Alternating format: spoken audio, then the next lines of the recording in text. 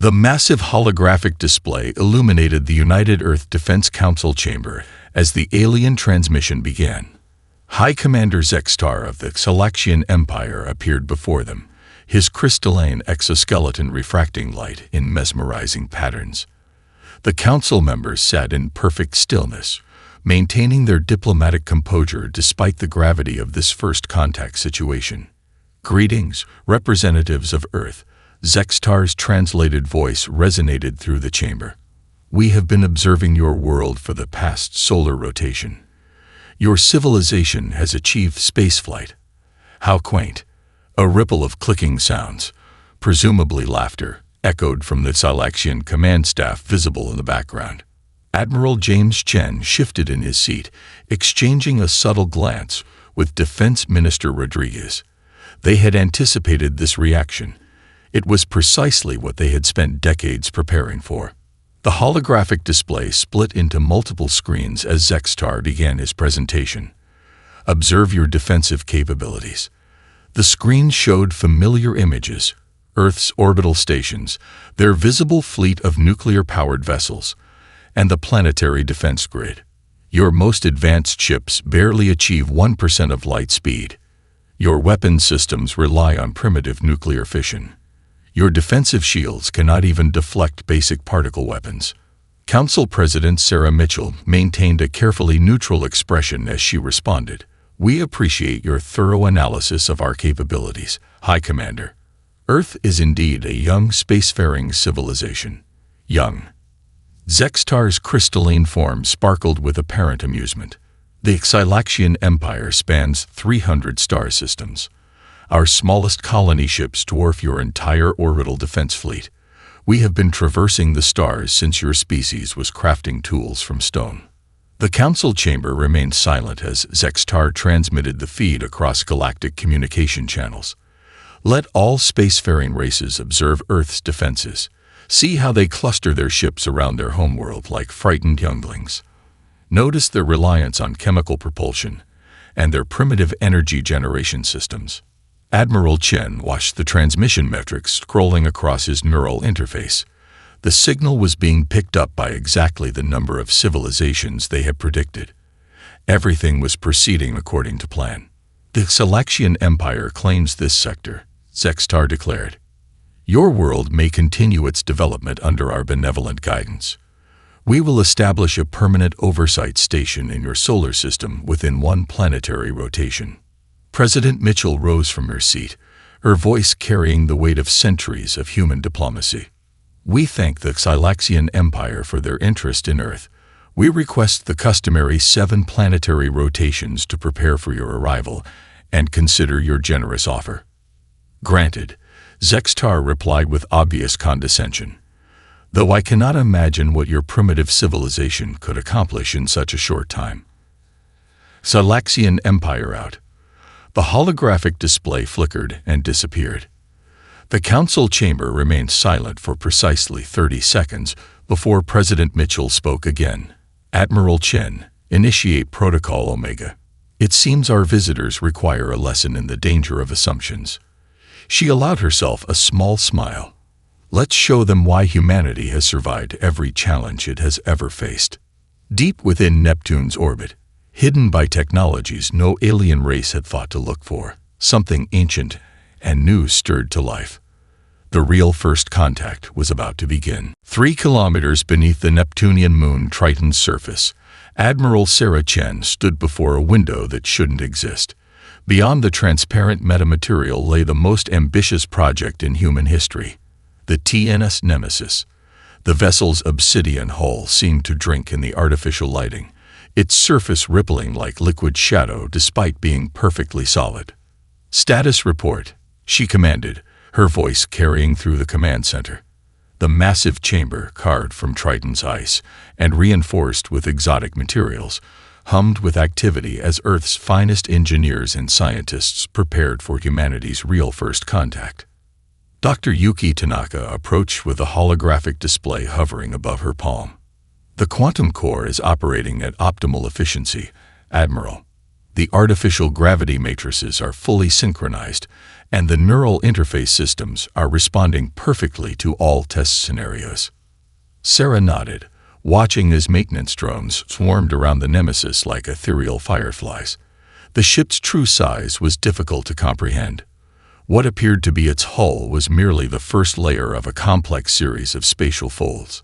The vessel existed partially in multiple dimensions, allowing it to house systems that should have required a ship 10 times its apparent size. The Xylaxians scanned this entire system. Lieutenant Marcus Rivera noted from his station. Their sensors passed right through our facility 16 times. The phase-shifted quantum camouflage performed exactly as designed. Pride colored his voice. They saw exactly what we wanted them to see, just another frozen moon. Sarah allowed herself a small smile. The quantum camouflage was perhaps their least impressive achievement. The Nemesis represented the culmination of secrets humanity had kept for over a century. The recovered artifacts from the crashed alien vessel in 2047 had provided hints, but the true breakthroughs came from human innovation. Dr. Patel, how are the spatial displacement engines performing? Sarah turned to the quantum mechanics section, where holographic equations floated in complex patterns. Beautiful, Admiral, Dr. Patel replied, gesturing to a simulation showing the fabric of space-time folding like origami. The ship doesn't just move through space, it rewrites the underlying quantum fields. Einstein would have loved this. A soft chime indicated an incoming transmission from Earth Command. President Mitchell's hologram appeared in the center of the command center. Admiral Chen, the Xylaxians have begun broadcasting their assessment of Earth across all known communication channels. Are we prepared to adjust their perspective? Sarah gestured to the Master Systems display where thousands of green status indicators glowed. The Nemesis is ready, Madam President. All systems are operational. The crew is prepared, and our special modifications are functioning perfectly. Excellent. The President's expression remained serious. Remember, this is not about starting a conflict. This is about preventing one. Show them enough to make them reconsider, but keep our full capabilities classified. Understood, Ma'am. Sarah turned back to the window, watching the final preparations. We've had decades to perfect our deception. Now we'll show them why humanity has survived every extinction-level event our planet has thrown at us.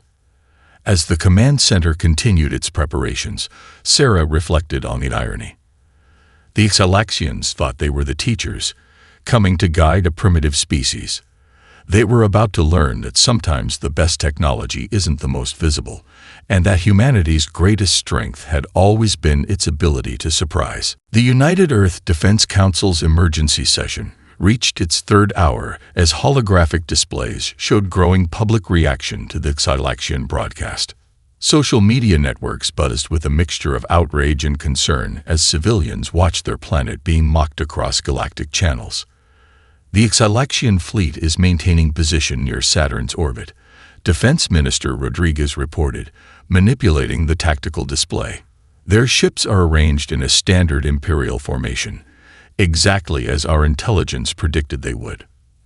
Admiral Chen stood before the council, her uniform crisp despite the late hour. The Nemesis is ready for deployment. We've run 17 simulations of our planned demonstration. Each one indicates we can achieve the desired psychological impact without revealing our key technological advantages. And if they respond with hostility? Counselor Zhang asked, leaning forward in his seat. The holographic lights cast shadows across his concerned expression. Sarah pulled up a new tactical display, showing a complex series of probability matrices. The Xylaxian military operates on strict protocols. Their response to unexpected situations follows predictable patterns. We've studied every recorded first contact they've made over the past century. President Mitchell nodded thoughtfully. Tell us about your proposed demonstration, Admiral. 3 phases, Sarah replied, bringing up a detailed simulation. First, we'll allow their sensors to detect an anomaly emerging from Neptune's orbit.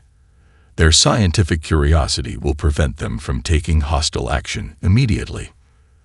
The simulation showed a dark shape moving through space in ways that seemed to defy physics. Second, we'll demonstrate our ability to bypass their defensive systems, not by breaking them, but by operating on principles they haven't discovered yet. Their entire tactical doctrine is based on the assumption that certain laws of physics are immutable. And the third phase, Minister Rodriguez asked, studying the simulation intently. We show them mercy. Sarah's words caused several council members to look up in surprise. The Thalaxians respect strength, but they're also deeply pragmatic. By demonstrating we could destroy their fleet but choosing not to, we establish ourselves as a civilization worthy of respect rather than just fear. The council chamber fell silent as members considered the proposal. Outside the reinforced windows, the lights of Earth's cities glittered against the night sky. Billions of people going about their lives, unaware of how carefully their safety was being orchestrated. There's another advantage to this approach, Dr. Patel added from his advisory position. The Thalaxians will be forced to question everything they think they know about technological development. They'll waste considerable resources trying to understand how we achieved our capabilities without any visible industrial buildup. President Mitchell rose from her seat, her decision made. We've spent centuries being underestimated by our own kind, learning to turn that underestimation into advantage. Now we'll show the galaxy that humanity's greatest strength isn't our technology. It's our ability to think differently. She turned to Admiral Chen. You have authorization to proceed, Admiral. Show them enough to make them reconsider their assumptions, but remember, the best weapon is the one we never have to use again.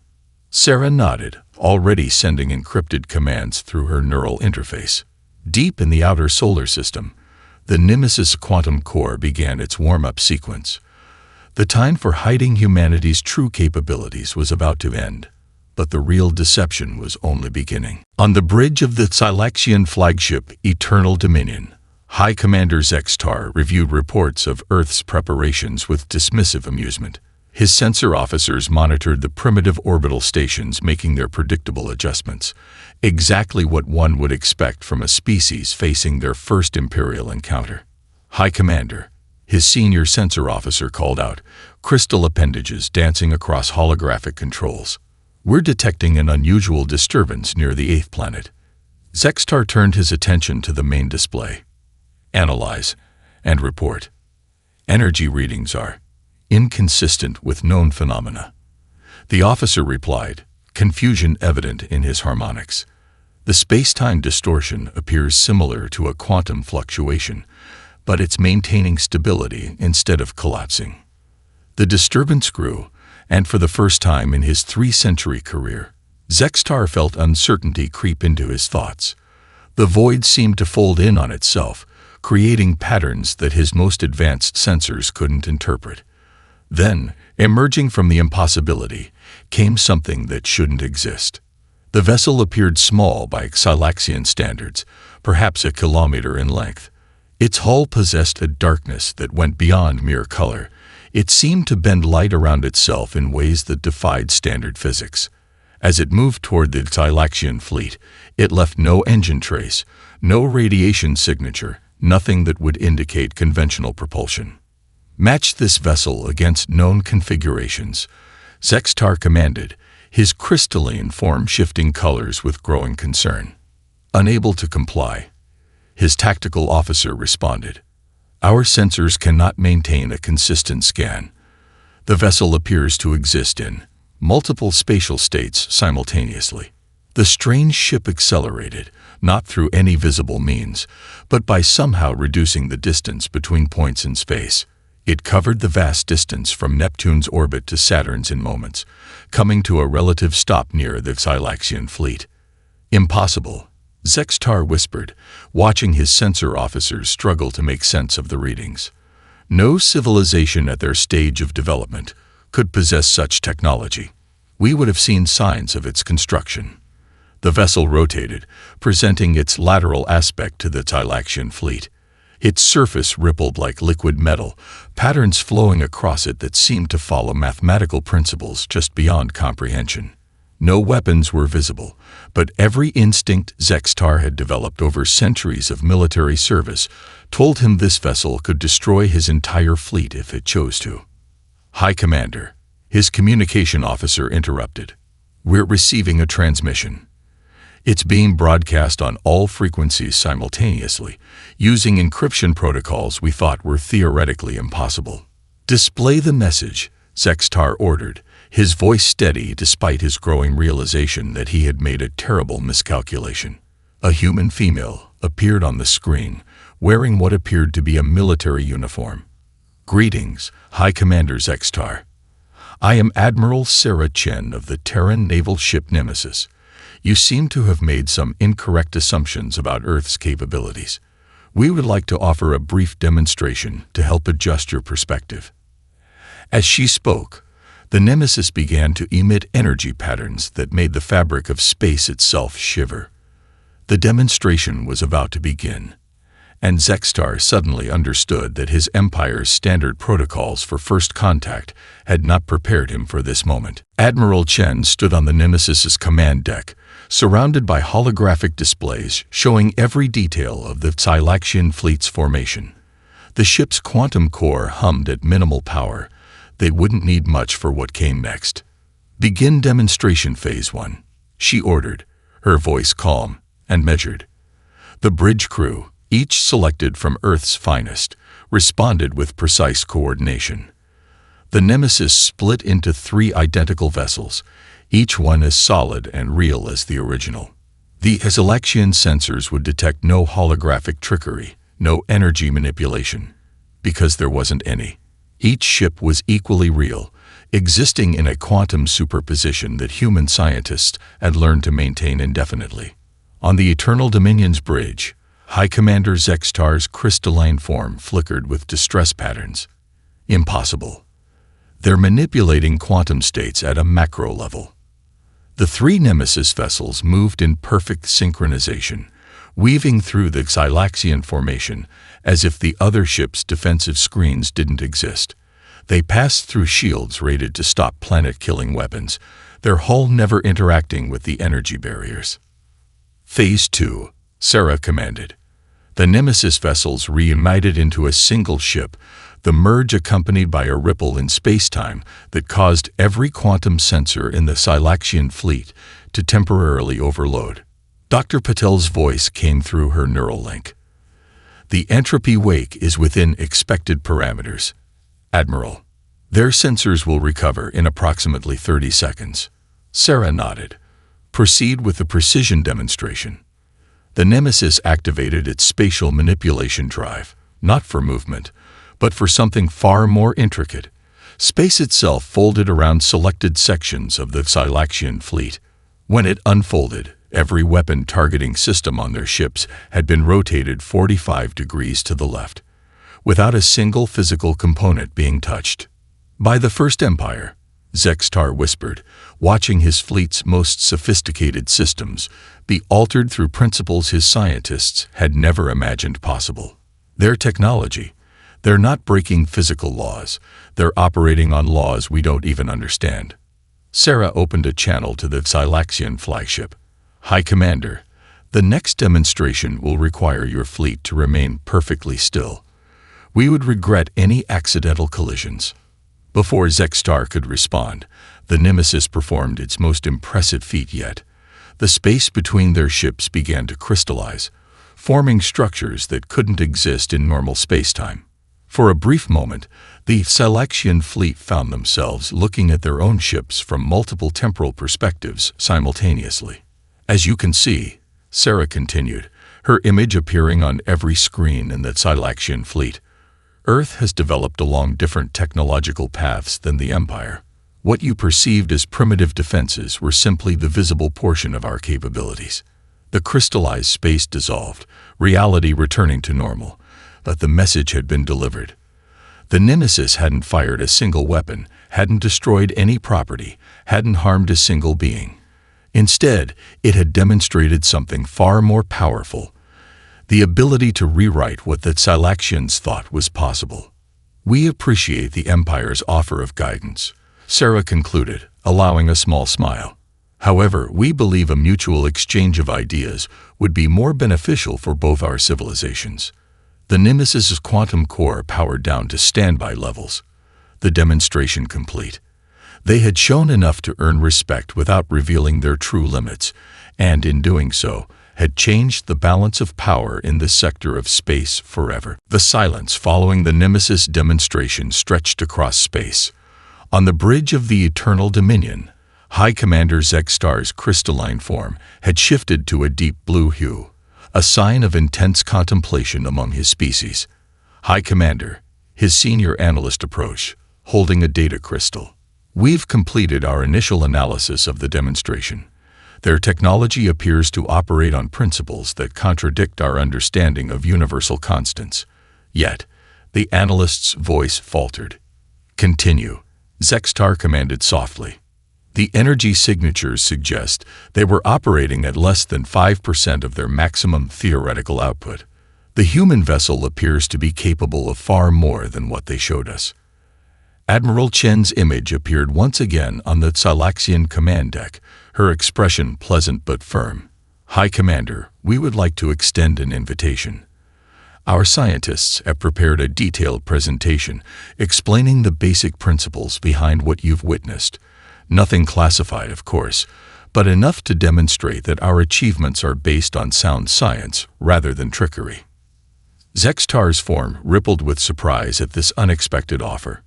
In 3 centuries of imperial expansion, no species had ever followed a show of force with an immediate offer of scientific exchange. The humans were once again defying standard protocols.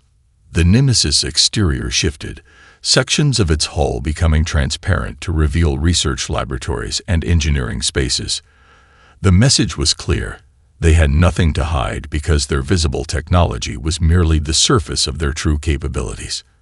Our civilization has learned, Sarah continued, that the strongest alliances are built on mutual understanding rather than fear. The demonstration you witnessed represents one branch of our scientific development. We suspect the Empire has made advances in areas we have yet to explore. In the Nemesis's command center, Dr. Patel monitored the quantum readings from the Silaxian fleet.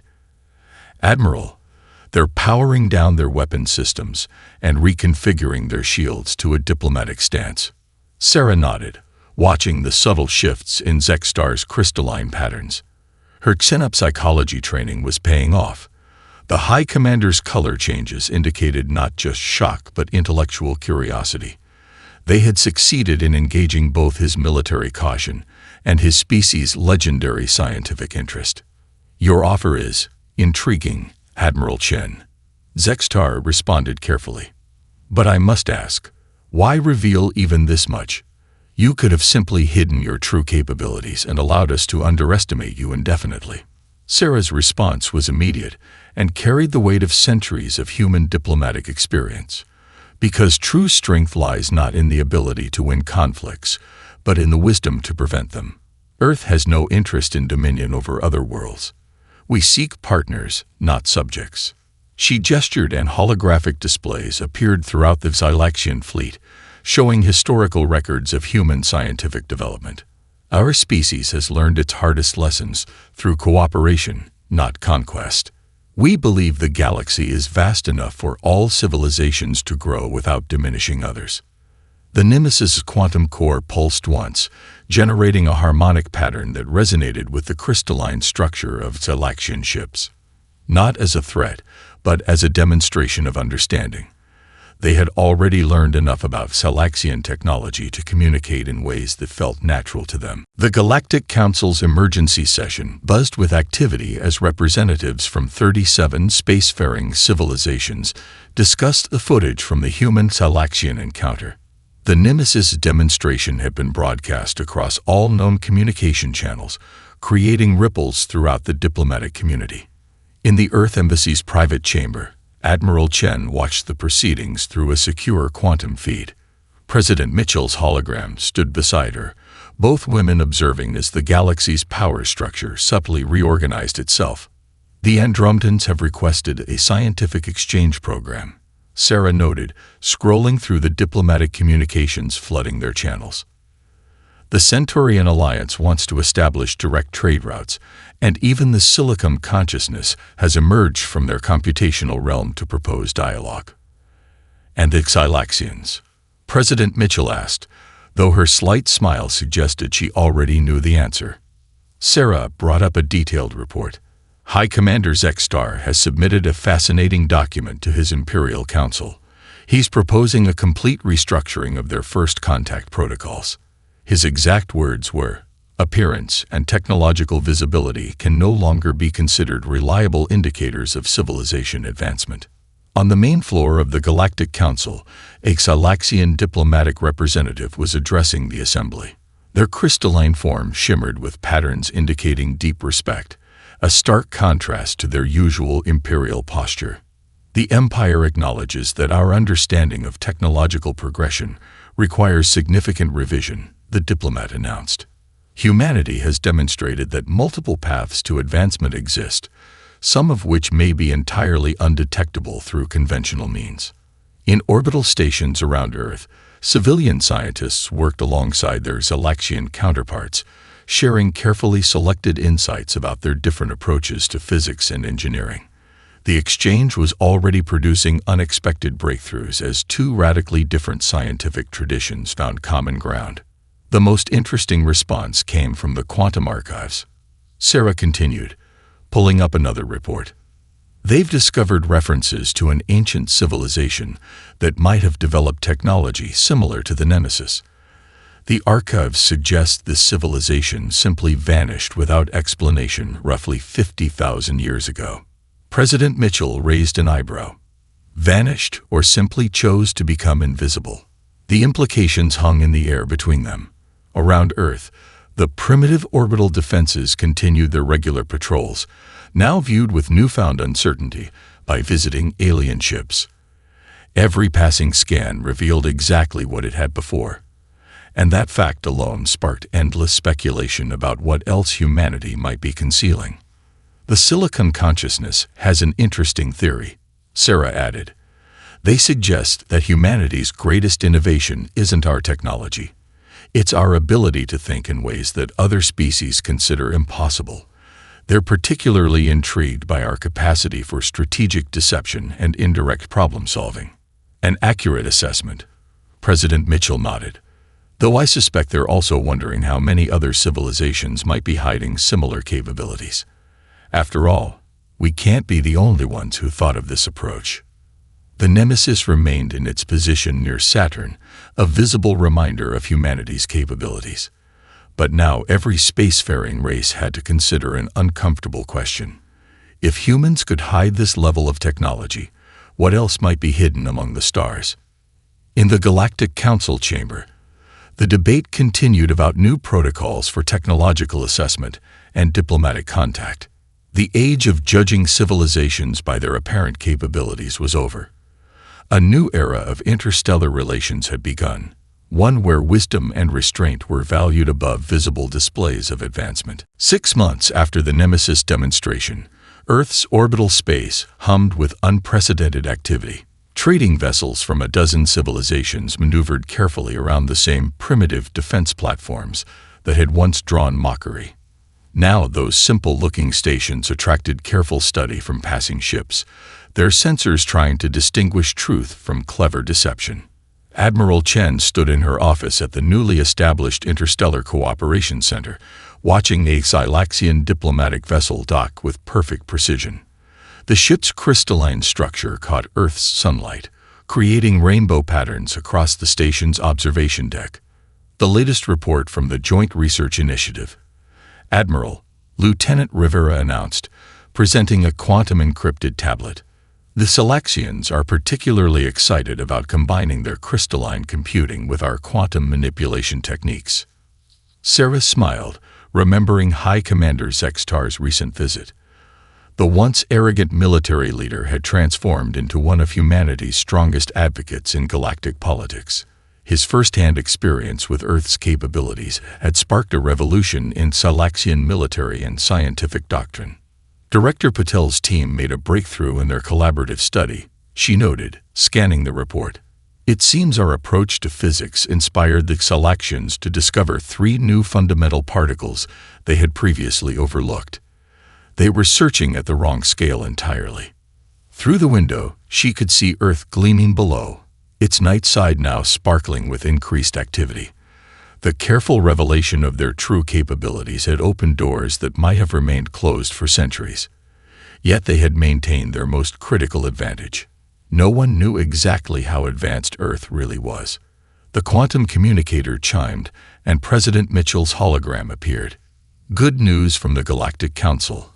Admiral, the Mutual Development Accord has been ratified by 28 civilizations. The age of imperial expansion is officially over. Sarah nodded, bringing up the treaty details. The document bore strong influences from human diplomatic principles, respect for sovereignty, commitment to peaceful development, and recognition that technological advancement could take unexpected forms. Most importantly, it acknowledged that no civilization had the right to judge another's development path. The Silicon Consciousness has proposed something interesting. The President continued. They want to establish a new scientific classification system based on our example. They suggest measuring civilizations not by their visible technology, but by their problem-solving approaches and societal wisdom. Outside, a fleet of small vessels caught Sarah's attention. Student exchanges had become common, with young beings from across the galaxy coming to study not just Earth's technology, but its history and culture. They were particularly fascinated by humanity's long experience with hiding advanced capabilities in plain sight. The Quantum Archives team believes they found more evidence of that ancient civilization we discussed, Sarah reported. Interesting timing, isn't it? Just as we reveal our approach to advancement, we discover others might have done the same. Perhaps they're still out there, President Mitchell mused, watching and waiting like we did. Maybe our demonstration was a signal to them, as much as to the Galaxians. The Nemesis remained in its position near Saturn, now joined by research vessels from various civilizations, studying the space around it. Yet their most sophisticated scans revealed nothing new, which only served to enhance Earth's reputation for elegant deception. As the sun set over the Atlantic, Sarah reflected on how much had changed.